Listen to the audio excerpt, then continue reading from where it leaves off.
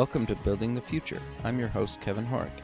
You can check out new episodes of the show every Tuesday and Thursday at 2 p.m. If you missed an episode or want to get more information about the show, please visit buildingthefutureshow.com.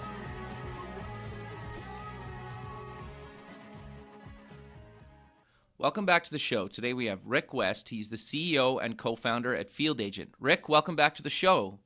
Hey, Kevin, man, listen, it's great to be back. Thanks for having me. Yeah, I'm excited to have you back on the show. You know, you were a guest about a year and a half ago, and I kind of love how you guys have a new product that you're working on, and I also am curious to kind of see where you've taken, Field Agent in the last year and a half, because I think that, to me at least, is I'm always curious in people's journey with their startups and their companies and stuff like that. But maybe before we kind of get into kind of everything you're working on, maybe for people that don't know who you are or who Field Agent is, let's maybe just get to know you a little bit better and kind of cover where you grew up, kind of where you went to school, and kind of how you got to Field Agent. And then we'll dive kind of into what we're going to talk about today. Sure, that sounds great. All right, so let me take you back to in my world, and for your listeners out there, especially those that are ferocious readers. There's a current book out by J.D. Vance that's called Hillbilly Elegy. Are you familiar with it? I've never heard of this, but go on. I'm curious. Dude, you've got to read the book. Okay, you've got to read the book. So here's a guy that was currently in Silicon Valley, had his JDA from Yale Law, became an attorney. Now he's an investment guy, in a VC firm. But his family and culture came from Appalachia, from eastern Kentucky. Interesting. He then grew up in Ohio. And this book really talks through the impact that culture has on your life, really for the eternity that you're on this planet. And he talks about these roots that his grandparents had and his parents had, and how they impacted him and how he had to deal with those because they're not going to go away, and how you started to manage them. And so I tell you that story in that if readers are really interested in how this guy, Rick West, could grow up in eastern Kentucky and Appalachia, go to school, start to work for Procter & Gamble, and have an international experience of working in Hong Kong and Thailand and having this unbelievable career. Like, how do the kids start from there and move over here? The book gives some premise to that. So I want your listeners to know that I'm just an average guy that through relationships and working hard really had amazing opportunities and made the best of those. And then if you're an entrepreneur at heart, which I am, one thing led to another, and then boom, in 2001 started this shopper marketing, shopper research firm, and then it led into Field Agent. And so that was kind of the path that I took. And this as you talk to folks, Kevin, you have bumps along the way, right? Sure. I mean, I tell people two key things about bumps along the way for us. Number one, when we started doing work outside of corporate America, we were taking our very first flight. I mean, we were excited. It's a new business, and we're taking the flight. We had to connect through Memphis, and it's about 8:50 in the morning, and we're going to go connect. And the flight attendant said, "Listen, man, your flight's been canceled. Crazy stuff going on at the airport." We're like, "Oh man, we're going to miss our first meeting ever in our brand new company." As we walked down the aisle there in the terminal, walked into a little cafe to grab a cup of coffee, and we saw the second plane hit the World Trade Center. Oh, crazy. So we found a friend that had a rental car, jumped in the car. Another guy said, "Man, can you drop me off?" We said, "Sure." So we jumped in a car and for 5 hours listened to AM radio talk about the attack at the Twin Towers. Sure. And that was after I had resigned my job, transferred from another country into Northwest Arkansas. I didn't have a car, didn't have a house, didn't have a job, thinking, what have I done? But that breeds excitement, and then from that you get kind of scrappy. And so that was the first thing. It kind of got us scrappy from day one, kind of moving on. And the second thing was that really was pivotal for us starting Field Agent is that I was using my experience as a corporate person, coming from P&G, understanding how corporate things worked, and was always looking for that really interesting idea, something that could work. And Field Agent was truly an idea that could scale. And what I mean by that is that in most cases, the work I'd done before, you needed, Rick in the living room. You needed me in the boardroom. I needed to be at the meeting. And to scale that, I had to recreate, 10, 15 Ricks, which are it's hard to do, expensive to do. But with Field Agent, it really is a product that we could scale. And so for the first time, I said, gosh, that's something that we could go drive and really change an industry. And I don't have to be in 200 or 300 living rooms to make it happen. So two pivotal things that got us to Field Agent. No, that's fascinating to me, actually. So for people that haven't heard of Field Agent, what exactly is it? Yeah, so I want people to understand, first of all, we started Field Agent in the pre-selfie era. Kevin, do you remember pre-selfies? I do. I remember the pre-internet era too. There you go. So think about pre-selfies. So if your listeners are out there and you're looking at your phones, listen, when the iPhone 3S came out in early 2009, yep. That's the first iPhone that allowed you to have video. You didn't have to jailbreak your phone to get video. You're right. I remember jailbreaking my iPhone 3G to get video. To get video, right? The App Store had been out and running for about 3 or 4 months. Apps were coming out. There was no front-facing camera. But at that point in time, as we were looking at the technology, we were trying to solve a problem. So when people hear about Field Agent, the first thing you need to understand is that we are a research, kind of a marketing company that use technology to solve a problem. So we would be considered more of a tech-enabled company versus a tech company. All right, so that's the first thing. So tech-enabled company. And the problem we were trying to solve, Kevin, is that people needed access to shopper data, both inside of the home and inside of retail. And the only way to get that, way, way, way back in 2009, was to fly people all over the United States to go inside of someone's home and to interview them. Very time-consuming, very expensive. And so our question that we ask, sitting around a table, 5 of us with these iPhone 3Ss, Googling on the phone, not your computer, because it was cooler to Google on your phone. Of course, right. Was we were trying to determine if anyone was using technology that allowed shoppers to capture data inside of a retail location, and no one was doing it. Sure. So 3 months later, same meeting, we said, gosh, I wonder if this is happening. And it wasn't. And so we spent the next 6 months working nights and weekends while we ran 3 other companies to get this ready to launch. And in April 2010, when we launched Field Agent, it was the first crowdsourcing app, which allowed people, again, all over the world to download an app to capture information. We're the first app on iTunes that would pay someone via PayPal. At that time, it was all about points and badges. Foursquare, you could be the mayor of, Ontario. You could be the mayor of, Fayetteville, Arkansas. But we paid people cold, hard cash via PayPal. And the second thing was we actually used geolocation, that GPS on the phone, to qualify where you were and data coming back in. So I want you to think of now April 2010. Sure. You had to be one of the first people even using geolocation too in an app, correct? Outside of the core apps. There you go. So Uber launched in June 2010. Okay, interesting. There you go. So think about that. So we actually launched before, Uber, which is considered the epitome of, hey, crowdsourcing. What does crowdsourcing mean? How does that play out? You obviously looked at Uber. Now, I'd love to say that we're worth about, a 50 to 100 billion market cap. That's not the case. Sure. But hey, we'll work with that. So if you think about us launching, so everyone understands it, we really created this app that allowed you to provide information to us, and that information feels sort of like you're a mystery shopping person, right? You're a secret shopper. You're capturing information inside of a store, the price of an item, or take a picture of a display for execution, or you're buying product inside of a quick serve restaurant. So you're at, Wendy's or McDonald's or Burger King, and then you take a picture of the food and tell me what you think about it. And so that type of machine is what we created. And if you fast forward over the last 7 years, we continue to find more and more unique verticals that really are looking for a crowdsourced app that has millions of people that have downloaded it, that has everyday viewers like yours that want to make a few extra dollars. And that's really what we do. Sure. So you kind of roughly covered exactly kind of, like you just kind of mentioned, but how does it kind of really work? Like walk me through from downloading the app to going somewhere, taking some photos, gathering some data to kind of getting paid, just so the user or the listener totally understands kind of how the whole workflow kind of works. Sure. So let's say that you're the listener right now, and in my case, it's almost noon, so you're getting ready to have lunch.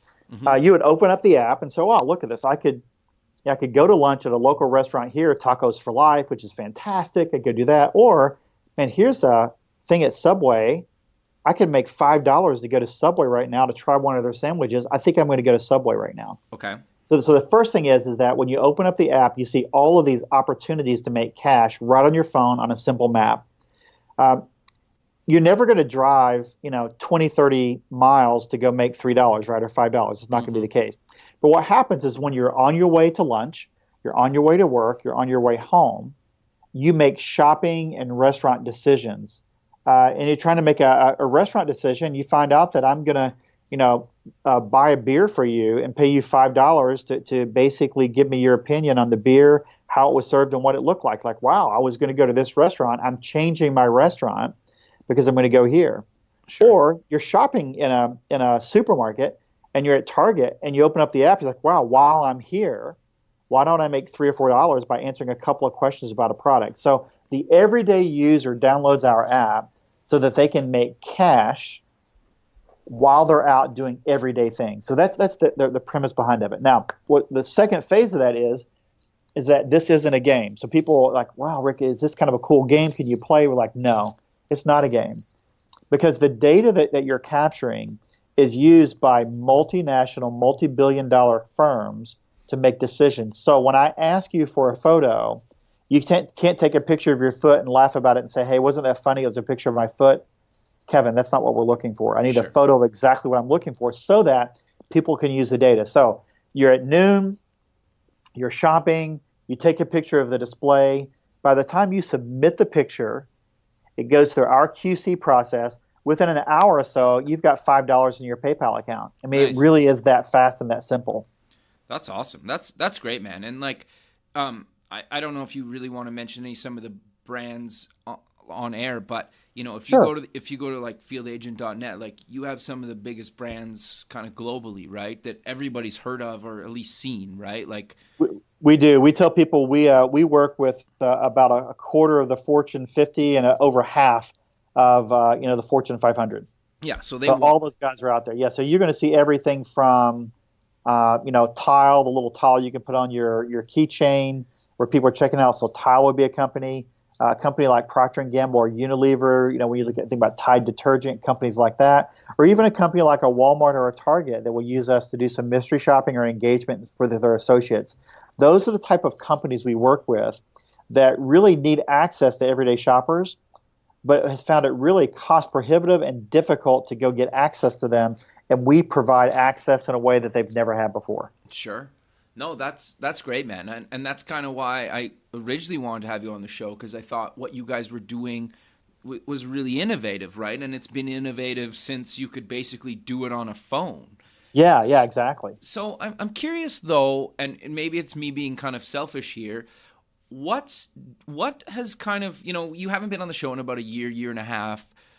I'm curious to know what stayed the same and what's changed with Field Agent, just because, obviously new phones have come out, new OSs for phones have come out, the power and what you can do and do now has gotten kind of, better. So what is kind of new and changed about Field Agent or stayed the same? Yeah, so let's talk about the traditional piece that stay the same for us. We still collect information. We tell our customers or our clients that anything a shopper can do, we can do. So there are eyes and ears inside of a store. So an everyday shopper could take a photo, they could do a video, they could engage with an associate. What we don't ask everyday shoppers to do is to go in the back room to use a pallet jack, take the pallet off the rack, open up 2 cases, and build a display. Mm-hmm. That's not what we do. So that premise of that every single day is the same. Now, what's unique about this, Kevin, is that think about all the other verticals now that have understand what we do. They're asking us to do work for them. So let's jump into the insurance world, right? Oh, interesting. So if you purchased a home today, the insurance company would hire a contractor to drive out to your home, take a photo of your home, and to drive back in, go to their computer, submit that photo, and they're going to spend probably $50, $100 to go get that contractor to go do that. They can't use something on Zillow. They can't use, Google Earth. They need an actual photo of today. Well, they now use us because an everyday person is driving by that home. They stop, roll down their window, take a couple of photos, and for $10, I'm done. Nice. So we're completely disrupting and changing that insurance vertical. So what stayed the same eyes and ears, everyday shoppers. And you know what, Kevin? I bet you've taken a picture of a home in your days, right? Oh, sure, of course, yeah. You just have, right. So again, the premise stayed the same. So, wow, that's a really interesting vertical, Rick. Yeah, it is. So then you take it a little bit further and say, wow, now you've got a VC firm or a private equity firm, and they're getting ready to buy a commercial building that's in downtown Atlanta. Okay. Well, they're trying to figure out, is it occupied? How many people are in it? So we take some pictures of the post office boxes, like the little boxes where you walk in. Oh, We take a interesting. picture on the placard on the front, and they can very quickly assess how many of the actual apartments or business units are occupied, and they can go, qualify that. So wow, so VC firms are using us for things like that. Wow, You take interesting. that vertical, and I mentioned, buying a beer. It's now on premise. So I need someone to go to a restaurant and actually order something. Well, okay, that's kind of mystery shopping. But here's what's unique about that. Not only do I want you to go into that restaurant, I want you to actually take a picture of how things are presented, because companies are paying that restaurant or a bar. Let's use a Red Bull as an example. Okay. Well, if you go order a drink with Red Bull has contracted with that restaurant or that bar to make sure that that can of Red Bull is sitting beside of the drink. Right. Well, how do Gotcha. they know that's being executed? Sure. Well, we could go in, make a purchase, and show that's been executed. So what's new for us are very interesting verticals that are popping up that we simply didn't think that was something that we would actually be doing, even a year ago. So that's changed dramatically for us. And on the technology side, which is really pretty cool for us, more and more people are now depending upon video and voice to do work. Mm-hmm.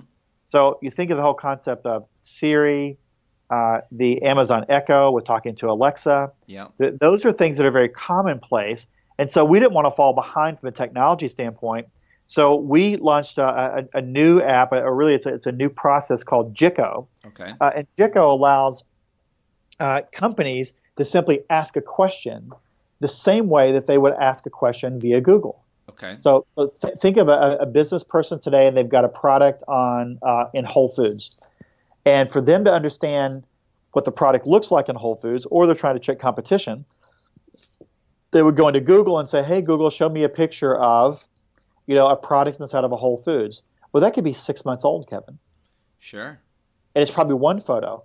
Well, instead of asking us to do a project, which could take a few days to go do, they simply go into the search bar, and they type in, what does organic spinach look like inside of a Whole Foods? And within 10, 15 minutes, they've got 5, 10 photos of 5 or 10 different Whole Foods showing them exactly what it looks like. Interesting. So the premise, again, the engine's the same, right? Sure. Individuals that are crowdsourcing, capturing data.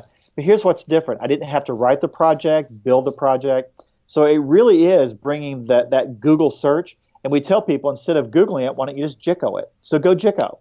Interesting. And so Jikko allows you to engage the exact same way that you would via a Google search engine. But instead of someone going back and looking at old data, I'm giving you near real-time information coming in. And that was really birthed out of this whole Ask Alexa, right? Hey, Alexa, Sure. or Hey, Siri. We thought we could do the exact same thing. And that's been really exciting for us because our clients love, obviously, the entertainment value of that, right?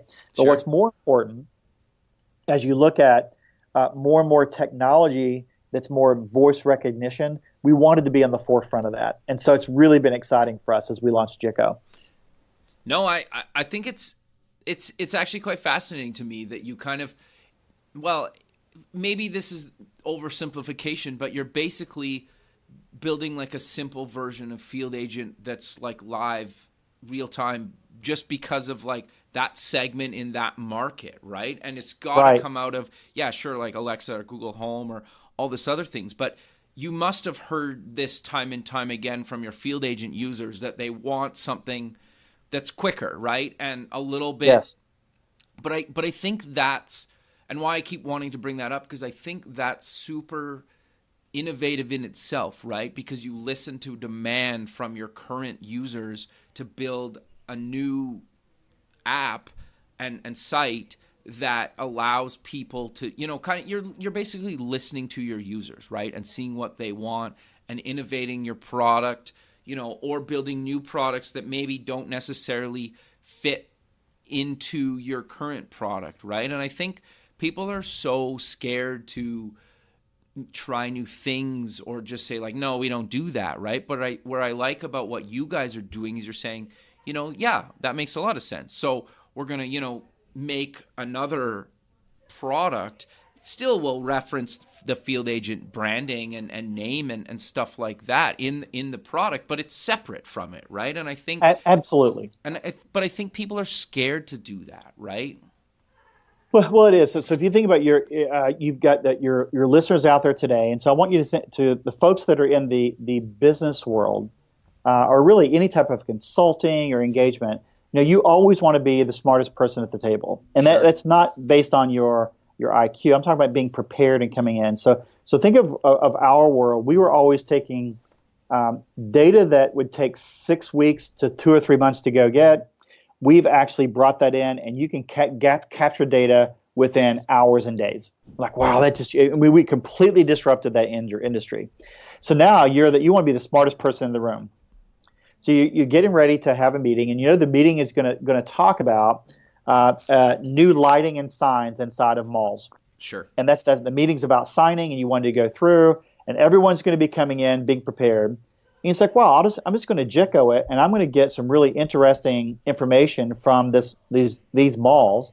And so you say, hey, JICO, show me a couple of interesting signs in these malls. And then in 15, 20 minutes, you walk into the meeting, and everyone's talking about signage or pulling up data. He said, well, I was just in these 10 stores today, and here's a really interesting sign, and no one's seen it. You just became the smartest person in the room. Sure. And everybody. Happened in minutes. No, that's Everyone great. Gets it. Yeah. Yet now you're in a meeting, and someone says, well, that's interesting, but I don't think those signs are in this area. And you say, well, okay, this person's challenging me. And while they're talking, you pull up your iPhone, you type in, hey, JICO, would you check to see if these signs are in these 3 states? And in 15 minutes say, hey, that question you asked a little while ago? I've confirmed it is in these 3 states, so it is a global, it is a national execution. You just became even smarter. So JICO allows you to be the smartest person in the room because you're getting data within minutes, and you're dispelling anyone that would challenge you. And while we can do that with Field Agent, it might take hours or days. And so JICO allows you to ask questions with the Field Agent machine, and Field Agent allows you to capture data from a more national perspective. So it's been really exciting to hear back from our users on how, to your point, we've solved another problem. Sure. The other thing that you touched on there that I think, at least for me, is really important is data doesn't lie, right? Like, it's really hard to argue. Like, I'm just looking at right now currently the live feed of stuff, and like somebody said, are there shaving promotions at Kroger? And somebody took a photo, and there clearly are. Like, there's no way I can argue that, right? That's like, exactly here you go. Right. Like, you can prove somebody kind of wrong, and then there's no argument, which, to my point, I guess I'm trying to get at is you could almost simplify meetings, right? Because there's no way to argue. You just like, what, let's just meet after we ask a few questions and get back the data, and maybe we'll meet later in the day and we'll decide if, well, let's see, is Kroger running promotions right now? Well, maybe we will if we're a competitor of Kroger, right? Is kind of what I'm getting at, right? Instead of just arguing about it, let's just see what's out there and then go for it. Right. There's nothing worse than walking into a meeting and your boss's boss is sitting there and said, well, my spouse or my friend was just at this location. Totally. And said, this is going on. We've got a problem. And you're like, oh, my goodness. And then with JICO, you can say, hey, boss, hey, whoa. I did find that one location, but I checked 10 other stores in the city. It's not there. It's got to be a rogue store.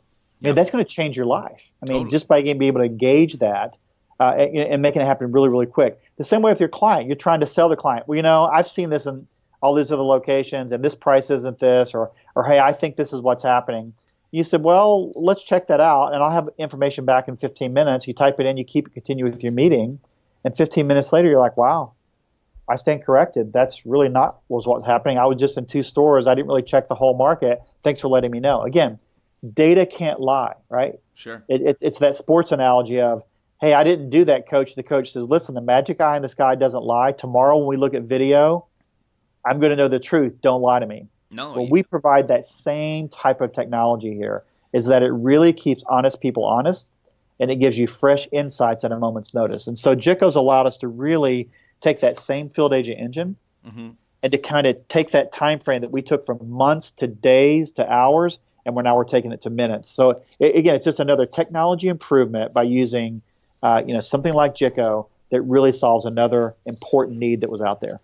So I want to dive a little bit deeper in the technology because you just covered on it, but where did you come up with the name? Yeah. So from a naming standpoint for us is I use Nike as the example, right? Okay. So Nike's out there and everyone said, well, what does Nike mean and how does it play out? And what about Google and what does Google mean? And so we wanted to create a name that really didn't mean anything, Sure. that would really be fun to go use. But it's kind of a little secret for us. It's an internal term that we've been using for years. Okay. And then internally, when we got ready to launch this, was, hey, Jitco only means something to us. Sure. It's going to be really cool if we go launch this. And when you Google it, other than it's someone's name in North Korea and there's something else, I mean, there's nothing on the web. You can't find anything about Jitco.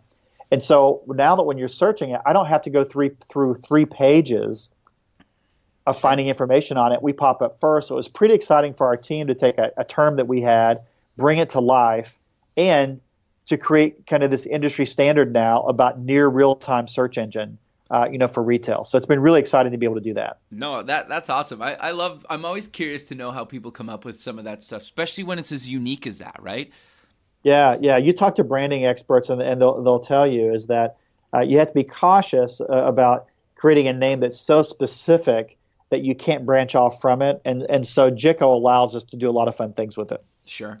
So you touched on it a second ago about you leverage kind of the field agent technology to build Jitco. Right. So how much of field agent could you kind of reuse for this product, and how much did you have to kind of re-architect or add on to basically make Jitco a thing?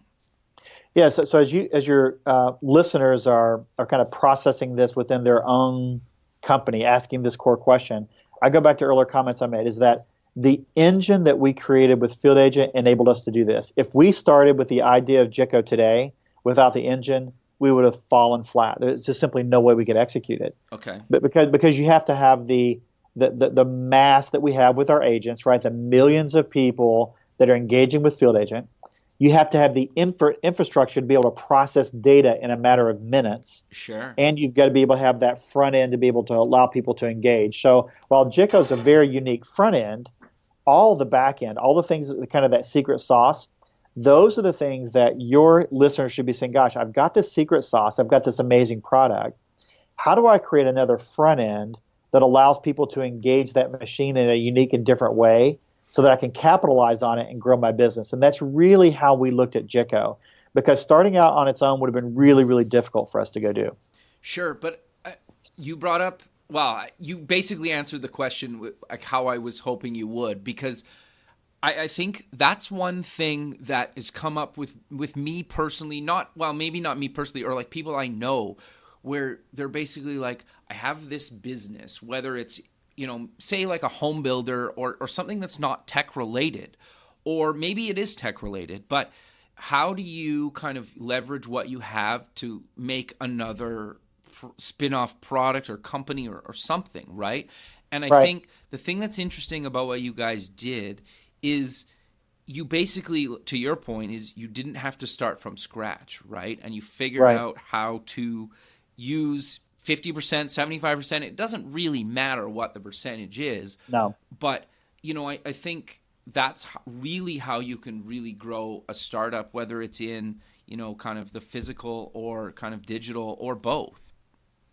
Yeah, and I think it's important for your listeners as you go through. Remember, it's one thing to say you're a tech company, right? And there are tech companies that are out there. Sure. We would even argue that Amazon is an e-commerce company. It's not really a tech company. Sure. But it's a tech-enabled company. So we use technology to become a tech-enabled company to go solve problems, as opposed to creating something really cool and shiny and say, hey, you want to buy it? Yeah. And so for your listeners that are out there, say, man, what are you good at, right? You use the home builder example. If I'm a home builder, and then I want to use technology to make my home seem like a home of the future, Well, you're still going to use 90% of the skills and the contractors you've used to build an amazing home. But you've now tweaked it enough to say, hey, but on the front end of this, I'm going to use technology to make it different. And that's kind of what we've done with Jitco. We're an amazing machine that's coming in. Our clients trust us. They trust our data. They love working with us. So adding something new on top of that is a really, really good thing for us, right? As opposed to, let's do something new, but I haven't earned your trust. You're not sure about the data. I'm not sure I can go do that. So I also often tell people, especially in the research world, that that billion-dollar brands have been launched by doing focus group over the last 50 years. Sure. So don't apologize for doing focus groups. However, you're naive to think that you can continue to do focus groups the same way without technology. Sure. You simply can't go do that. And so I think for your listeners, it's the exact same thing. Don't let technology make you think, oh gosh, I've got to stop what I'm doing and go create something new. And for some people, that's the case.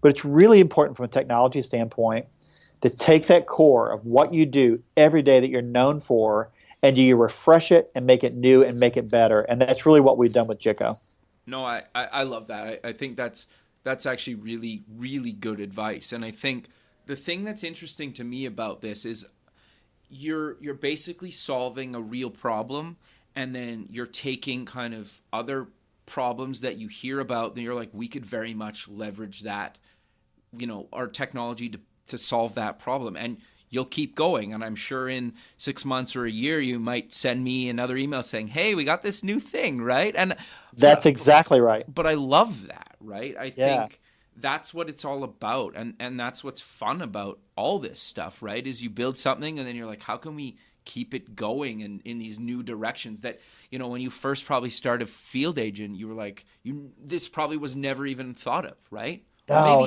but it really wasn't, because you go down this path of saying, all right, I think I can go create this to go make this thing execute. And if you're familiar with Guy Kawasaki, yeah.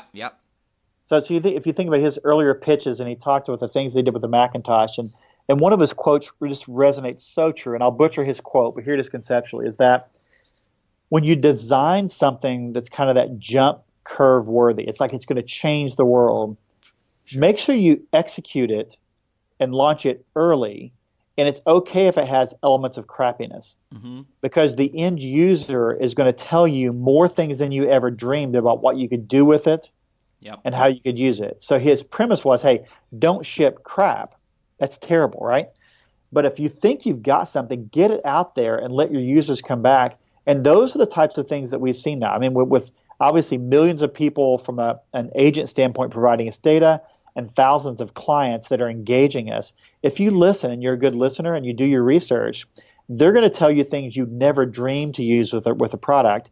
And so that's how we've grown in different verticals. Never dreamed we would do that. And that's really how we're using Jitco, is that you get this, gosh, I wish I could have used you last week, but I just had this question. And by the time I called you, got the data back, I didn't really need it, so I couldn't use you.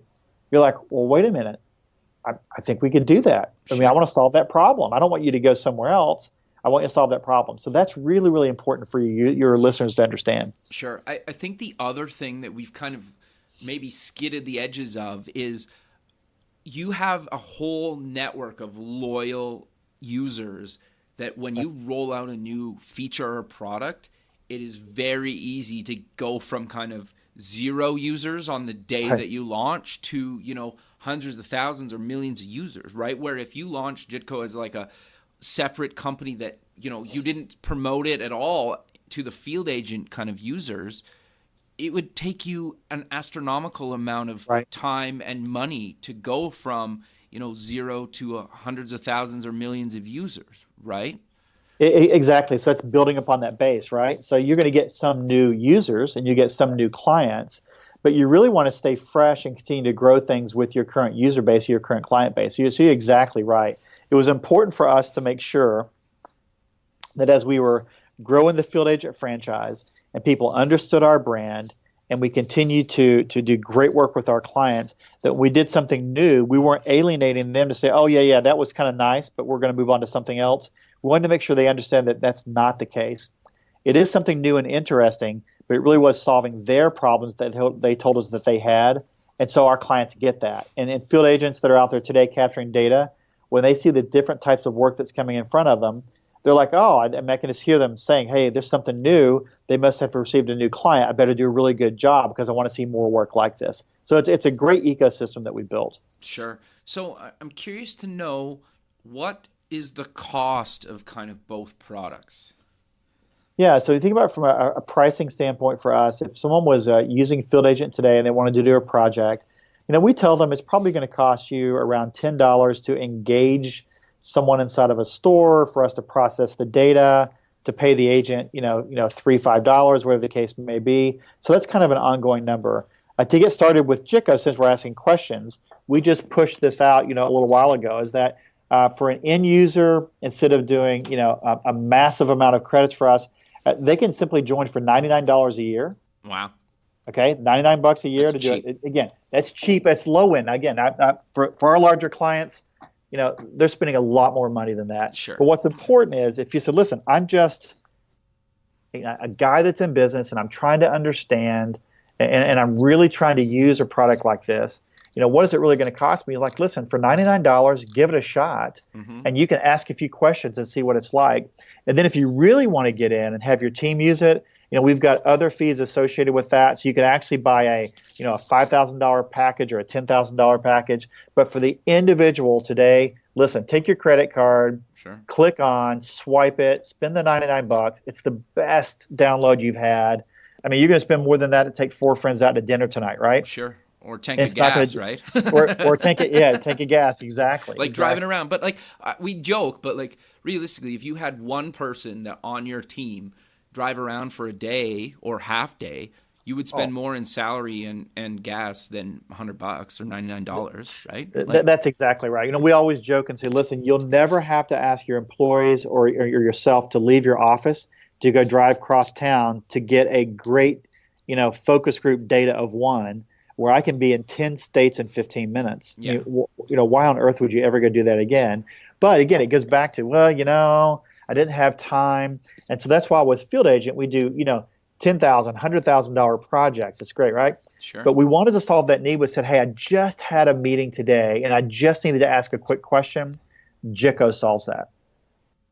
Sure. No, I love that. So is there anything with Jitco that you're looking to roll out kind of in the near future? Or is it still kind of a little bit hush-hush? Or is there kind of, some other things that are coming in the very near future that you're excited to mention? Yeah, I think for the users that are out there now that are saying, gosh, how's Jitco going to play out? There's one key thing that we're all dealing with right now as you look at technology in general, and that technology is really along the lines of voice. Okay, right? sure. And so how can I engage voice? So I think you're going to see with Jitco, while you're typing something in right now, we're really playing around with voice. And so I would say in the not too distant future, next 30, 45 days, we'll reach back out to you and tell your listeners of something really new and unique that we're doing. Sure. That's going to enable folks to really use this in a way that's not only going to be relevant to how they're engaging other technology, but is really going to change how they're engaging the product. Sure. No, I think that's great. And kind of, this is my favorite time of year, and it sounds very nerdy, but like Google I/O's happening and the iOS event, is next week or next month, sorry. And it's like, I love this when all the new stuff kind of comes out in like late spring, kind of early summer, right? And for me, this is like my favorite time of year because people are kind of obviously the Christmas holidays are over. It's a long time before kind of Thanksgiving and Christmas happens again. And then there's this period before kind of the summer hits where all this new stuff is kind of coming out and people are excited and kind of recharged a little bit, right? And excited for, this kind of year. And so for me, and just you mentioning kind of voice and stuff, it seems like that's kind of the next big kind of thing. And I know even just watching the Google I/O keynote the other day, that they were talking about kind of, it's not mobile first anymore, it's kind of like AI first, right? And to me, I kind of put voice in that kind of AI kind of category, right? Because it's kind of loosely based on that, but you need AI to recognize voice and what you're talking about and structure sentences and kind of figure out and actually do kind of voice search and actions, right? And I love the fact that you guys are kind of on the cutting edge of that, right? Exactly. And so when you think of being relevant in technology today, obviously there are the Googles of the world that are out there. You've got Samsung, you've got all these people that are driving tech. Yeah. They're tech companies. Yep. A tech-enabled company says, okay, I can see where this is going.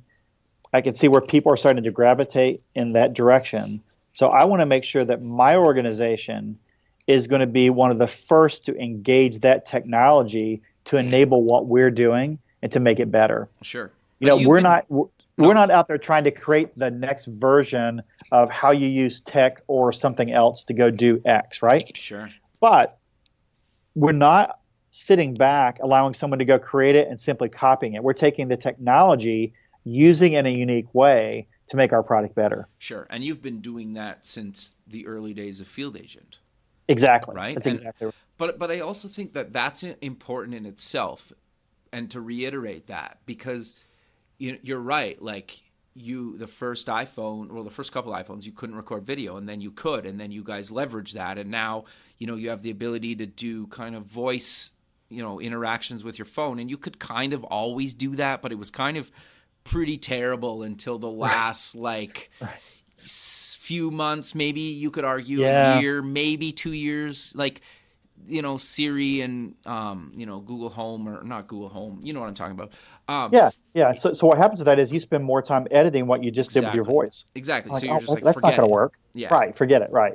So you have to be developing it as it moves along, and then now that you realize that voice is at a position or a point where it needs to be, then listen, it isn't like you started working on it today. You've been working on it for months, and so now you're ready to roll with that. So those are the interesting things as your listeners are out there, is that, again, technology is important.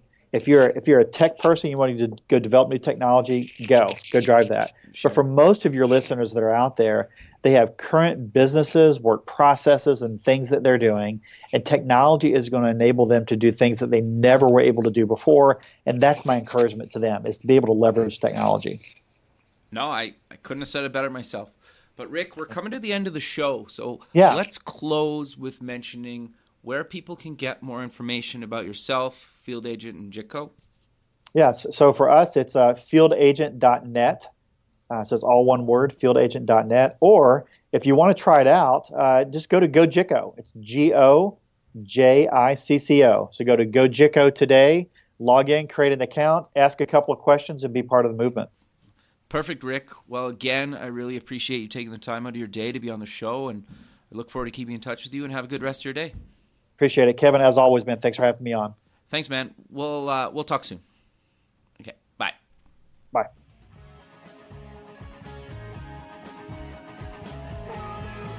Thanks for listening. The music for the show is done by Electric Mantra. You can check them out at electricmantra.com and keep building the future.